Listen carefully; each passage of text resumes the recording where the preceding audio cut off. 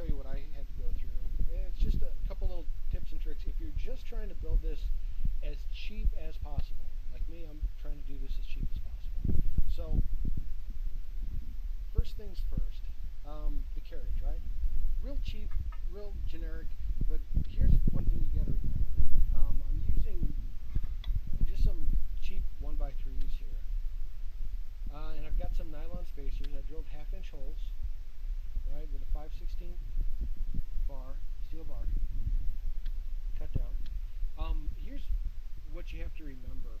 When you're drilling a 1/2-inch hole, and you have to stay within a certain tolerance. Okay, that's really hard to do. So I kind of I just kind of pressed these together, held them down, and then drilled them all at one time.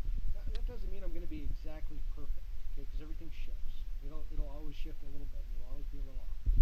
And what you're trying to do here is you're trying to hit 3 holes, right? The spacers make it a lot harder because now you're dealing with precision, and you're going to have to go through and trim them up a little bit, but just kind of hollow them out, go in there with like a little file.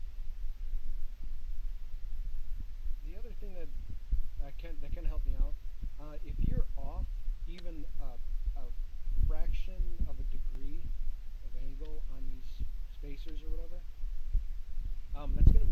that's going to take your pole, and you're going to have like a really tight point. Like I have a real tight point. I got to adjust and trim a little bit. But it's, for the most part, it's 95% of it is nice and smooth. So just a little bit of hair on there. But it's important to trim off the top of these of your spacers, so that they shouldn't be any longer than they actually have to. The other thing I used as a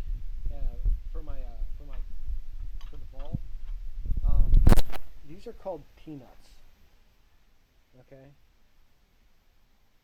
There you go, T-nut, right? Real simple. What they do is, if you're doing this with wood, they look like this. Okay? You have more than enough room to get a nice tight connection between your thread, right, and the nut, so you're not going to have too much play. More importantly, it's got these little spiky things right here. And the little spiky things stick into the wood real nice, so you have a nice tight carriage. And you just press it in there as hard as you can and as straight as you can, and there you go. That is your carriage. And that's what it'll look like when it's all put together. Well, that's what it'll look like. Anyway, that's a little tip for you.